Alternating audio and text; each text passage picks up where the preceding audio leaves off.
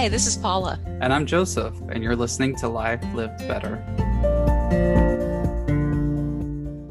Did y'all get any rain yesterday?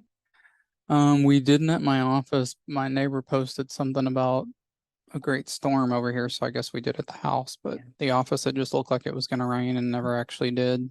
It thundered and threatened to for a long time, and then finally it rained for about 10 minutes, Hmm. and it made it so disgustingly muggy hot outside and humid. Like I was getting carried by the mosquitoes when I was out last night. I was like, this Yeah. isn't worth it. Yeah, I went out last night too. We got soaker hoses for the house, and I ordered um smart timers for them so that they go on and off on their own. Yeah. And just the few, like less than 5 minutes I was outside attaching it to the hose, just must have been 15 mosquitoes on my ankles and my arms It, circling me. it was just that little tiny bit of rain. It was nice. It brought the temperature down considerably for a moment and then Hmm. got the mosquitoes and then I got a nail stuck in my foot. Oh, I was trying real hard to get something done before it got too dark and I turned around with a big flagstone in my hand and stupid me, I had on my Crocs just because I just wanted to move something real quick and I yeah. turn and with my foot just like and for some reason, well, it was a screw that was sticking out of my one of my landscaping pieces of trim, Uh-huh. that go around. Oh, I dropped that flagstone. It broke into about three pieces. Like, well, okay. No, it's not so Ouch. heavy. Did it go very deep or just? Eh, it bled a little and it is now like red and swollen.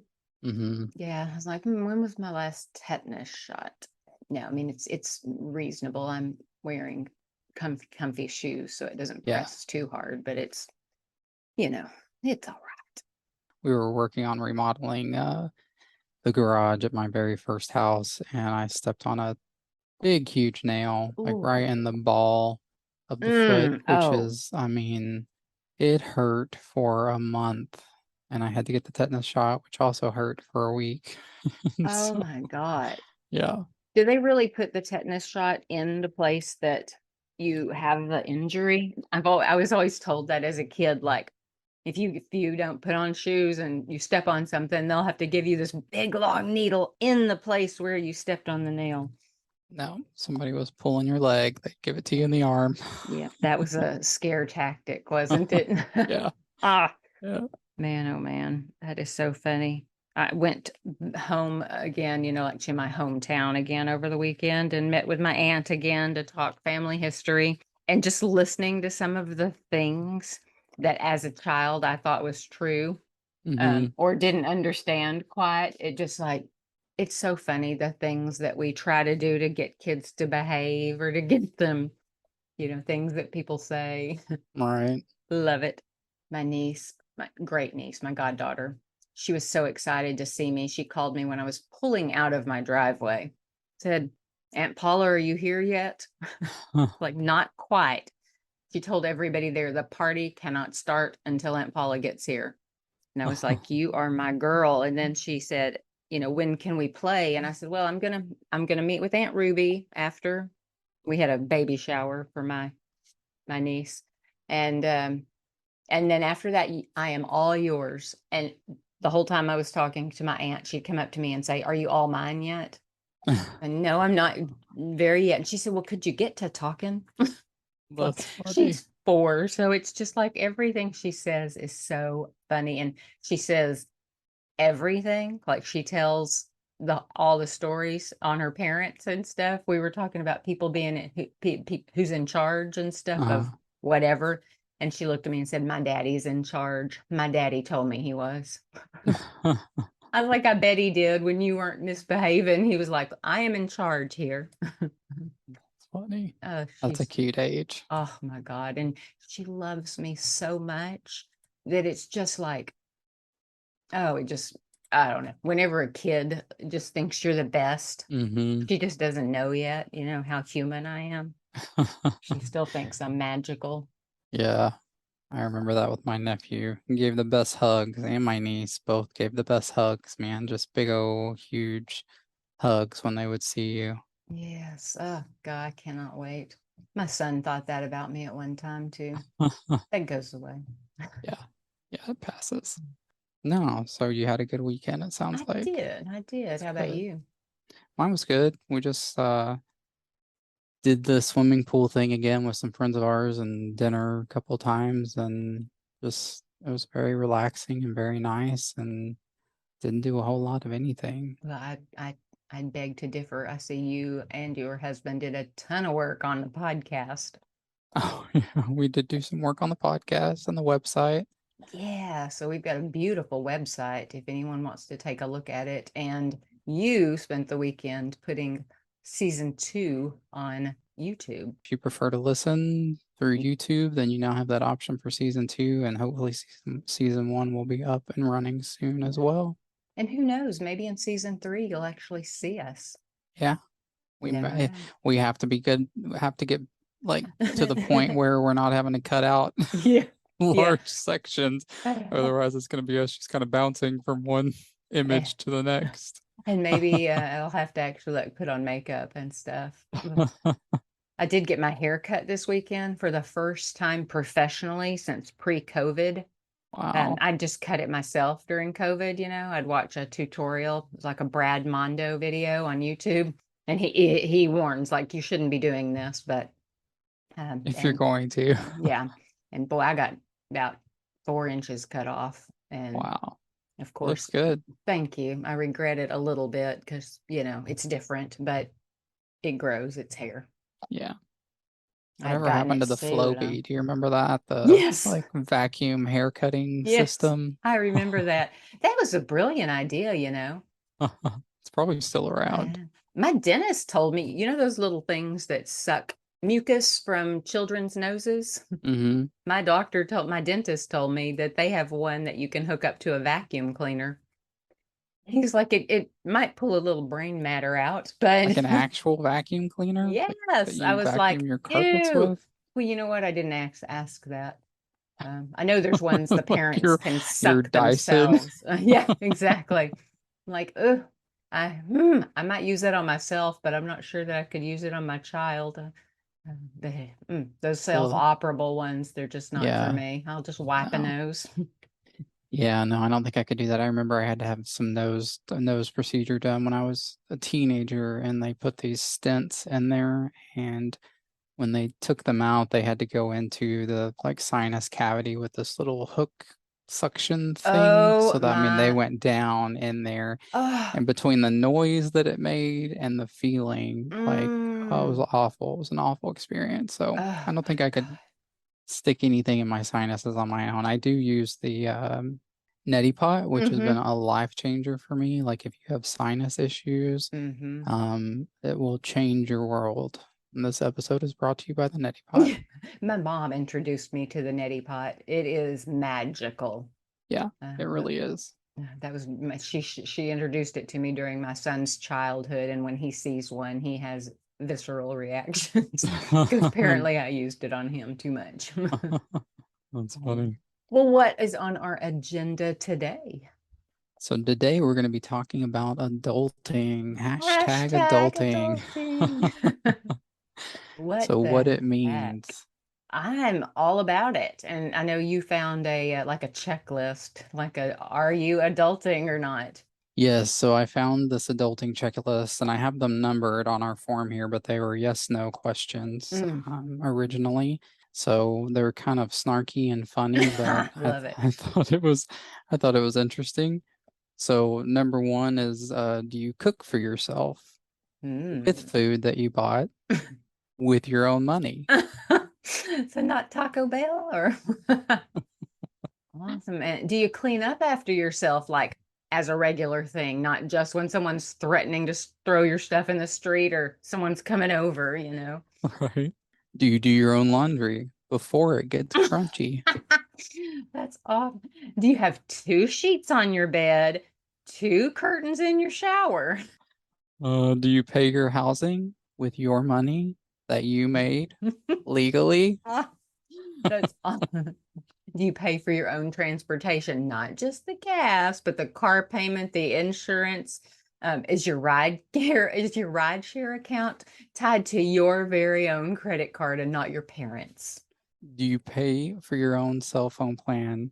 No one's interested in your argument about how keeping you on the family plan saves you money. It's a simple yes or a no. That's awesome.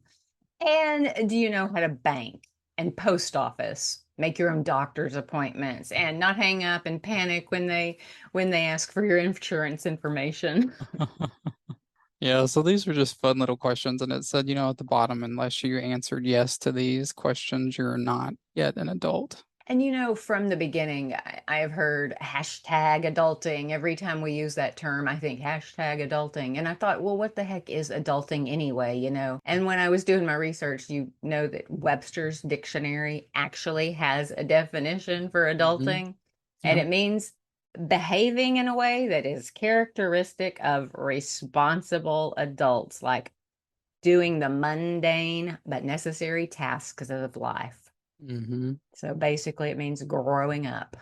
Being responsible. Exactly. And I thought to myself, like, I usually attempt to avoid using the term should because should's kind of shame associated, but I might use it a few times when we're talking about adulting because, well, I mean, we really should be able to do all these things that we're going to talk about. Right, right. To me, most of them seem like they're just normal things, and I think that's because I grew up like I was taught very early responsibility. I worked with my dad every summer, and I, made money. I had to manage that money. My parents helped me buy my first car, but I was responsible for the gas. I was responsible for the insurance. They wouldn't put me on their policy. I had to work, to pay for those things. So, for me, most of these things are pretty normal. I will say some of them, obviously, you struggle with initially to learn and Mhm. to, get in the habit of doing.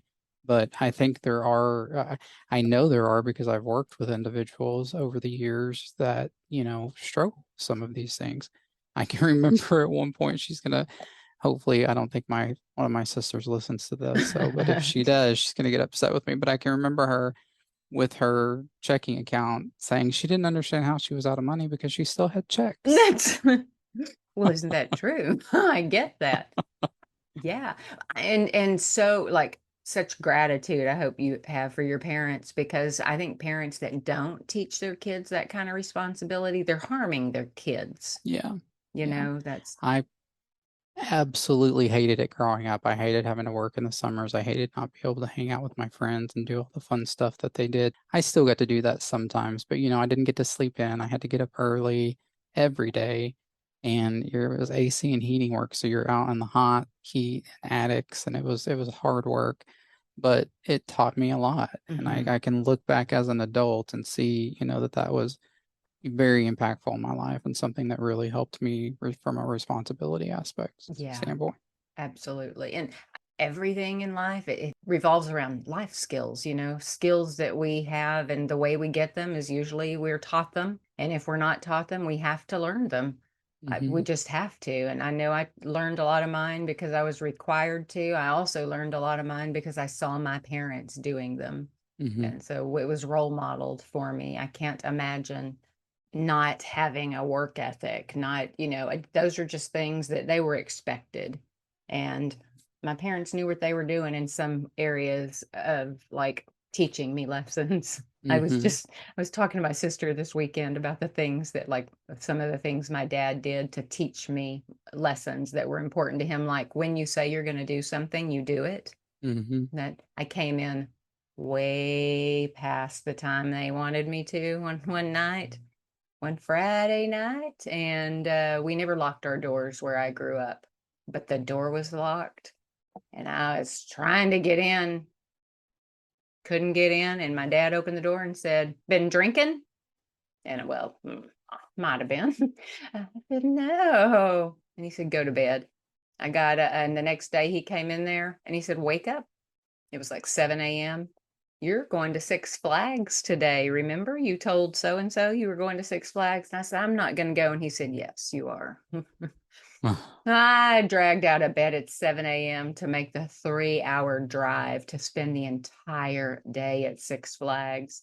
Oh, Like, you know wow. what? Adulting is about you told someone you were going to do that with them just Mhm. because you decided to go out and get drunk and stay out half the night before. You don't get to say not doing it, Yeah, you know? Don't do one or the other. Don't say you're going or don't go out and be irresponsible and come home in the middle of the night thinking you can just get by with it. right. Boy, did he know what he was doing. That's all he had to say was, "Been drinking, go to bed, get up." Those were Yeah, that is like not even a full paragraph, and I learned something huge valuable. lessons. Yeah, Woo! Boy, did I. Boy, that's did I. awesome. Yeah. S So, what is on the list? And So, I think you found some really good information on the pillars of adulting. I did. And on that, the pillars, really neat article. We'll link to it in our show notes and on our website. But the basic pillars are finances, basic cooking skills, health and wellness, household handiness, organization skills, career development, communication, and probably in that health and wellness, a little emotional maturity. Adulting is hard, man. I'm telling you, it can be some days. Some days it's just part of what we do. And some days it's like, no, no. Boy, I tell my son all the time, like, enjoy college. I know you're looking forward to graduating, but enjoy it. Go to grad school if you want. You don't have any big bills anymore, you know? He bought an automobile and paid it off because he doesn't have any major bills. That's cool, you know? Wow. Just enjoy that for a while because once you get to the part where it's all yours, always, Mhm. forever. You've got Right, lots of years for it to be all yours. So right. enjoy it now and learn some lessons and get you a little nest egg while we're willing to help you out. Absolutely, man. I couldn't wait to get out on my own when I was 17 when I moved out, and not because I had a terrible home life. I was the last kid at home, so I had it really easy. My parents were great. They, let me kind of do what I wanted to do. I had, rules, but I had a lot more freedom than my brothers and sisters because I was the last kid and they were just Mm-hmm. kind of tired. Yeah. Plus, I was a good kid. I mean, I didn't do anything really wrong. I remember sneaking out of the house one time, being so completely freaked out that I went back immediately because I just That's, knew I was going to get caught and get in trouble. oh, My that's friends were like, "What is wrong with you? You're awesome. already out." And I was like, "No, I have to go back. I have to go back." That is awesome. That is not the kind of kid I was.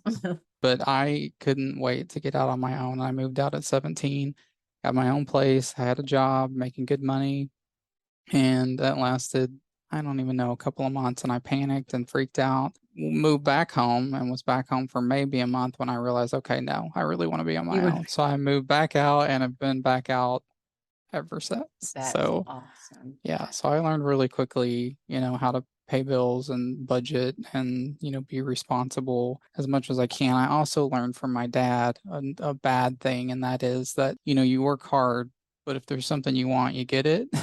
Ah, And that was something that I adopted that's really been a problem in my life. So it's a constant battle for me to, really try to regulate my spending and make sure that I'm not just being reckless. And for the mhm, most part, I feel like, I always pay my bills, and I kind of spent a lot of years under the thinking of pay your bills, whatever's left over you can spend. mhm. Now being self-employed and, all of that stuff, owning a home, like I know savings is really important. And so it took me a long time to get to that point.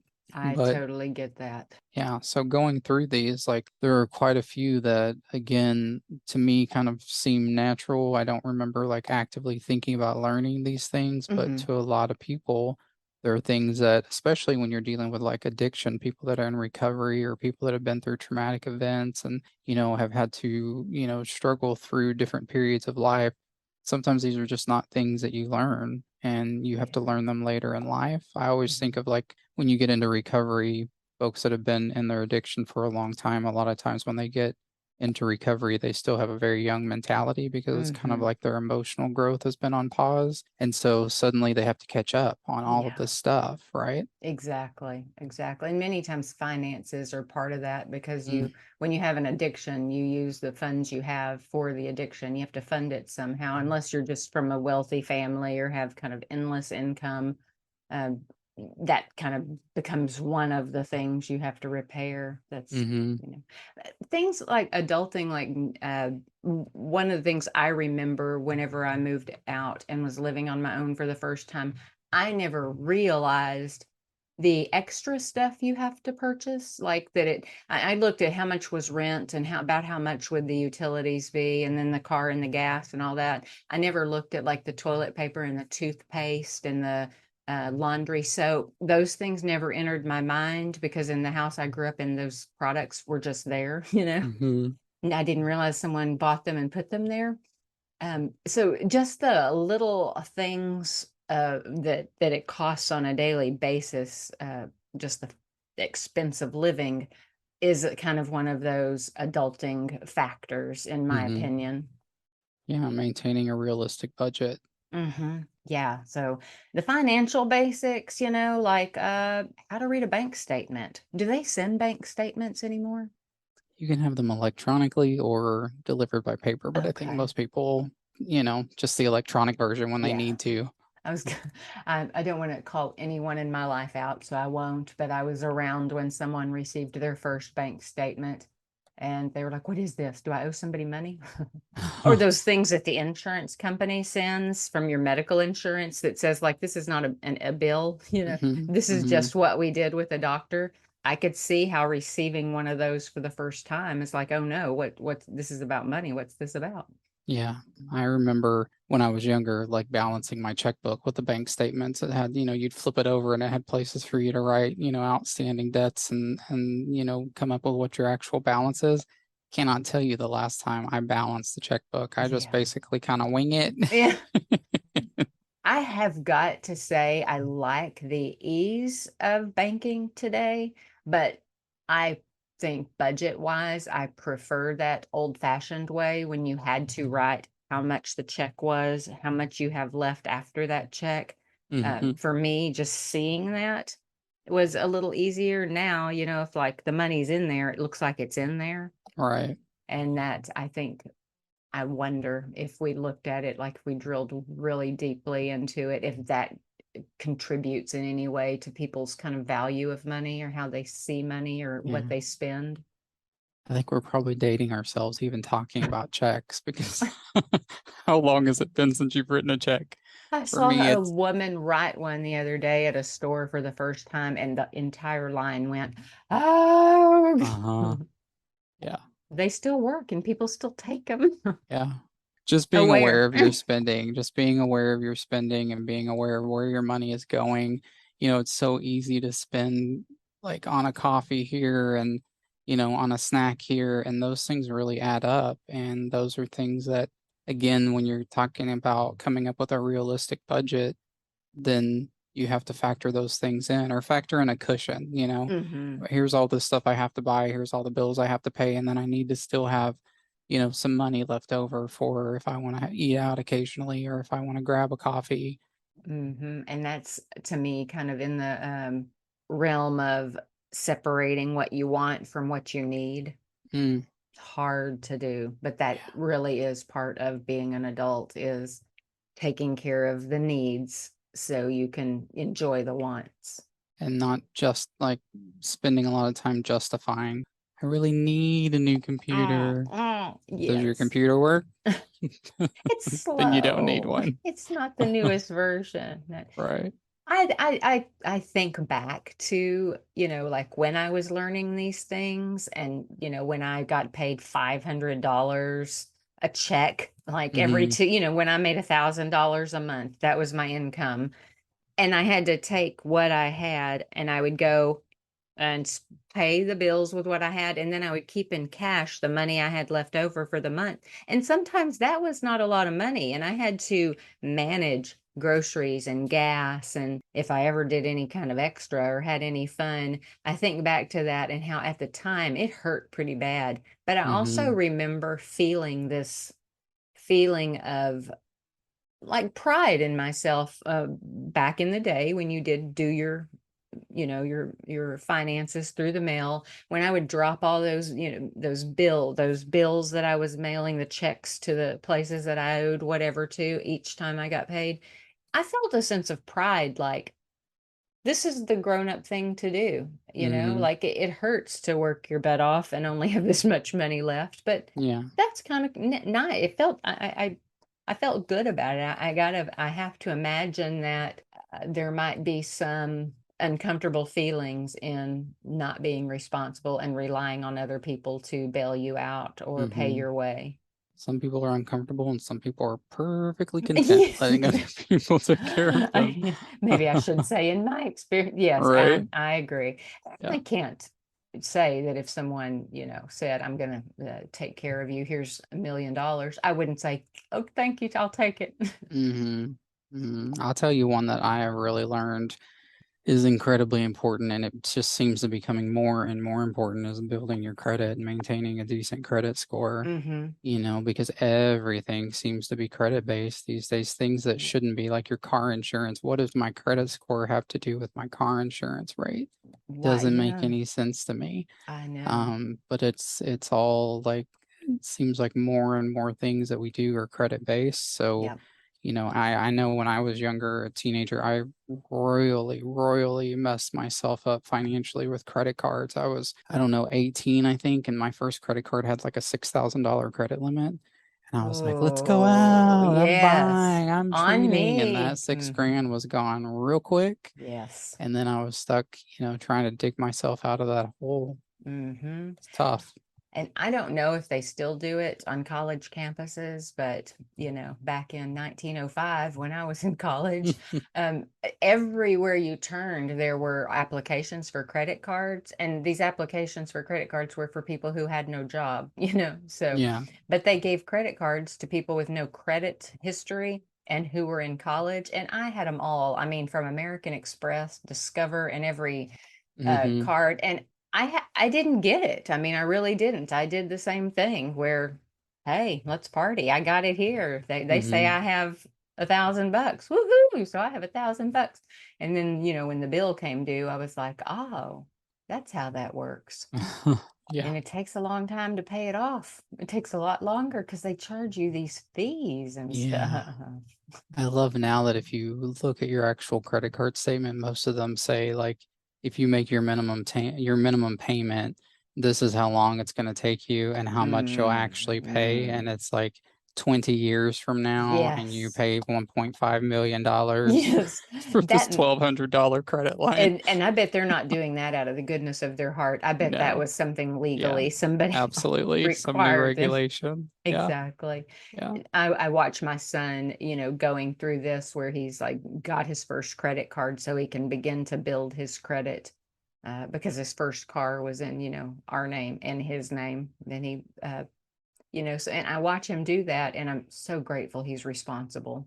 Hmm. Because if he knows he has to put something on it, and as soon as he gets home from doing that, he goes to his computer and pays it off. And I'm like, I'm so grateful that you do Yeah. that, and just you will build your credit. But he didn't know that until we talked him through it. Like, here's what you have to do if this is important. And why is it important? Well, because in X amount of years, you might want to buy a house. And to buy a Hmm. house, you have to have this history. And if no one is there to tell you that, you just don't know that.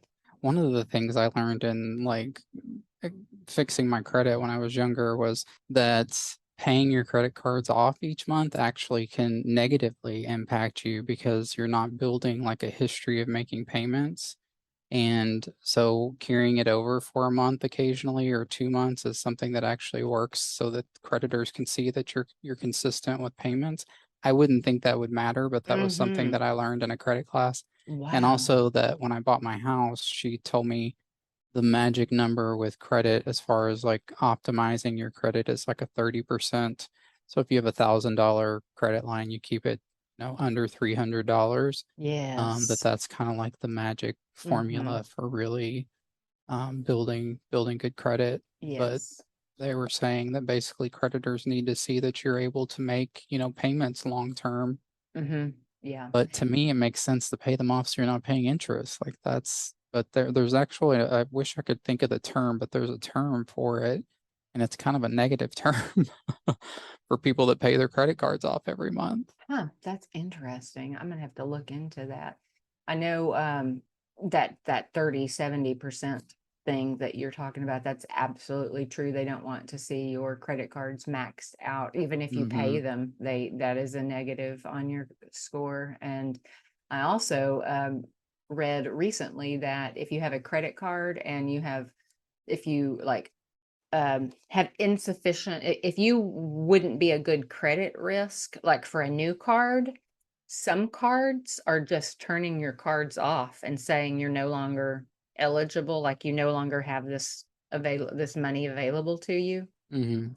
And I was like, okay, I didn't know they could do that. That's very interesting. But I guess even the banks are struggling right now in Yeah. some way. And so they're trying to minimize their loss, I would suppose. I just did a quick Interesting. search and it says, oh, people that pay their credit cards off on a monthly basis are referred to as credit card deadbeats. Really? Well, let's take that part out about my son paying his card off because I still want him to do it. Yeah, But I think it's still good for him to yeah. pay it off. I know, like, my husband does that for just the points. Like, he puts stuff on the card and then Mhm. pays it off. And my Yeah. parents did that for years until they took vacations and paid for things. So Hmm. I think it's still a good thing, but it was just kind of an interesting thing I learned along the way of rebuilding. That is very interesting. Yeah, he does his for the airline miles and just to build his credit. And Yeah. he's Yeah. he's so he doesn't like to spend money. I Yeah. mean, I'm like, did we go through a depression or something that I don't know about when you were young? Because boy, he's affected like that, and he doesn't mind if I spend my money on him, but he doesn't Right. like spending his money. Right. Well, what's next on the list we've got here after financial? So basic cooking skills. Woot woot. Yeah. Basic ones are important. I think I admitted to everyone that I only started cooking like involved recipe kind of, lengthy, kind of more gourmet just in the past 4 or 5 years. I just all of a sudden got interested and started cooking, and I absolutely love it now, and I know so much more than I used to, like how to use spices and Hmm. how to do recipes that are a little more complicated and like replicating recipes from restaurants. But at a minimum, it's important that we like are able to chop some vegetables, Hmm. that just some basic ones. Making an egg, preparing an egg, whatever way you like to do it, boil it, fry it, scramble it. It's important that you can do that. Figuring out how to boil pasta, to make Hmm. rice, cook your meat all the way through. Like, these are Uh-huh. all necessary things. And then we've got just, basic health and wellness. Just, knowing what nutrition is, knowing how to look at labels, taking care of yourself, like we talk about almost every time we talk. Eat well, exercise, and take care of your mental health. Mhm. Sleep hygiene, super important. Yes. Oh, so much. It's self-care in general. The next one is household handiness. So being able to take care of basic tasks around your home, change a light bulb, Yeah. I mean, like do laundry. buy a laundry detergent. I mean, do you have a screwdriver, a hammer? Do you even know what one looks like? A plunger. As an adult, I feel like having a tiny little hammer rather than like I used to use like whatever was sitting around the house to hammer things in, A like, oh, shoe. shoe, that'll work. And, part of household handiness or households, probably also just basic organizational skills, just to kind of keep a nice looking spot clutter free. But also in basic organizational skills is like prioritizing things, using your time wisely, and, even like setting goals and keeping your work environment uh, looking nice. Yeah, I know we have a great episode on decluttering that is worth Yes. listening to if you haven't heard it. We go into a lot of detail about organization skills. The Agreed. next one on our list is career development. So making sure that you have a track, an idea of what your career looks like, and understanding what a career is, something that you see yourself doing long term. And I think it's not a bad idea for most of us to have a basic resume, Yeah. know what you're supposed to put on a resume and have one that you can send at the drop of a hat. And that we have those soft skills we need to get and keep jobs, like communication skills, being able to hmm write, to speak, to listen, the skills required of the job that we want. Some of the other important things are like emotional maturity, making Hmm. sure that, your emotions are that you're on top of them, that you're aware of them, that you're checking in with yourself. That you have some self-awareness, that you are aware of who you are, kind of what you're doing, how you're behaving, how you're coming across to other people. Once we're adults, we can't blame other people for how we act, it maybe when you're young you can say, well, it's because of my parents, or I did that because you did that, but it doesn't matter anymore. Real responsible being an adult, adulting means we take care and responsibility for our own behaviors, our thoughts, our feelings, what we do, how we do it, and how we come across in the world. Ugh, accountability, yuck. Being mature, I mean, being mature.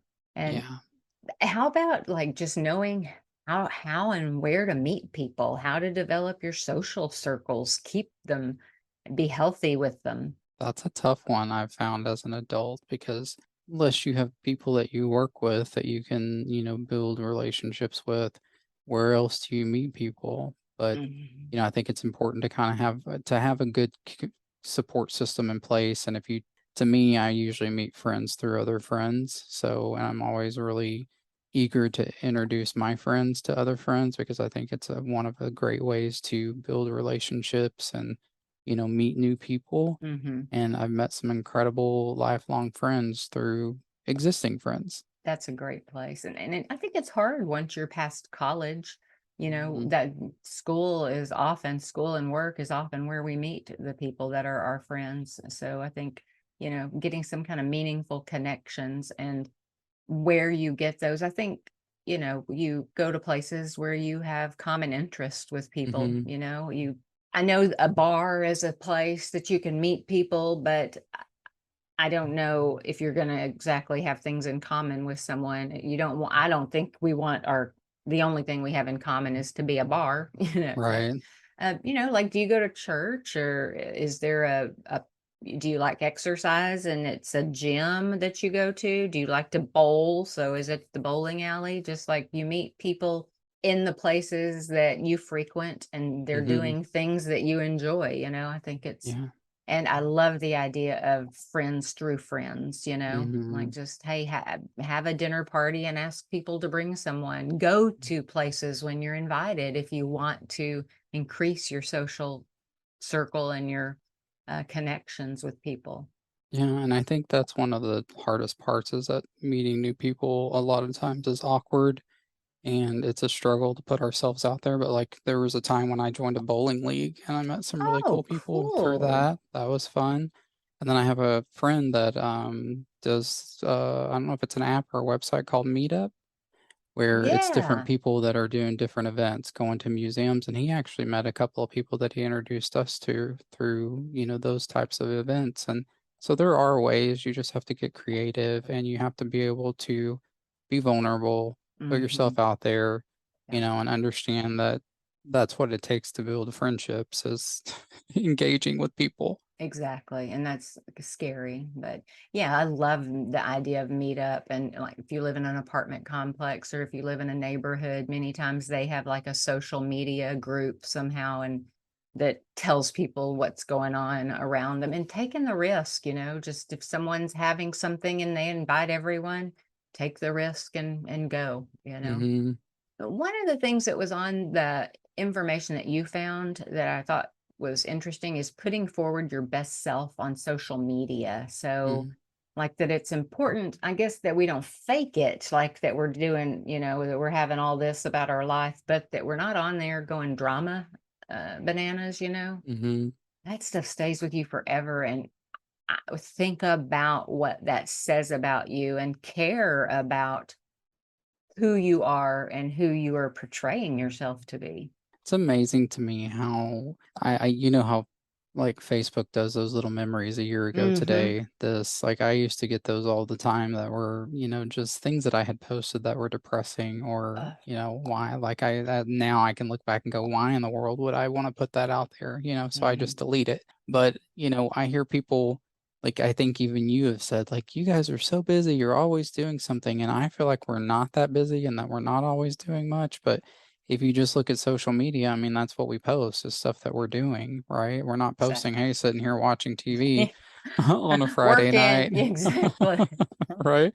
So it's Exactly. really easy to kind of like draw a conclusion that's not accurate. Mm-hmm. I always look at stuff on social media as just like it's just stuff. It's tricky because, I think social media is a fantastic thing, but it also has really set us back, I think, in our communication skills and our interpersonal skills and our social skills because it's like you feel like you're staying in touch with people, but it's months and years between, actually seeing them in person. Mm-hmm. But it doesn't feel that way because you're seeing their posts and you're seeing pictures of their kids and their vacations, and it Yeah, feels like you're up to date, but we're exactly. not. And that connection, I mean, that communication doesn't require eye contact, Hmm. holding space for anyone. You can just say thoughts and prayers, but that's not necessarily showing empathy or even like I've seen it being problematic in like written communication, like what Hmm. I see cross my desk as a professor, like wow, we have changed so much of we text things, so that becomes the way we communicate. So that's showing up like in papers, academic Hmm. papers. And I'm like, this is problematic. It's problematic. And if you're just taking all of your classes online, which online degrees are amazing. I've taken them and I will always say if you can't go to school in person, go online if that's what you would like to do. But, a student may get a degree and I may never have had any kind of in-person interaction with them. So we're missing something. There's an element to just the in-personness of things. Yeah, I agree with that. This is a pretty awesome list of stuff. Yeah, I mean, there's everything from renting an apartment to carrying, insurance, making sure you file your taxes, being sensible with your spending, managing your bank accounts. Hey, how about this securely storing your social security card, your birth certificate, your passport? Like, I think you are an adult if you have possession of those things and they're not somewhere at your mom's house. Oh, that's so Yeah. true. That's so true. Set up deposits for a retirement plan. Oh man, gosh. Start early, start putting money aside. I remember when I was younger, like I was like, retirement, what? Yeah. That's, That is so 401k long who? ago. Wait a minute, retirement. People are old. Right? Started a 401k at my first job when I was 23. When I moved, I went ahead and cashed it out. And I think I went to California with the money on vacation. Wow, That's not adulting. definitely not. So, hey, let's get everybody out there to start adulting today by being responsible and liking us on social media, following us, and telling people about us. Yes, get the word out.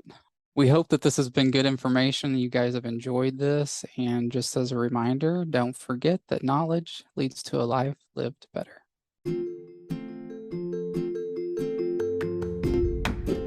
Thank you for listening to Life Lived Better with Paula and Joseph.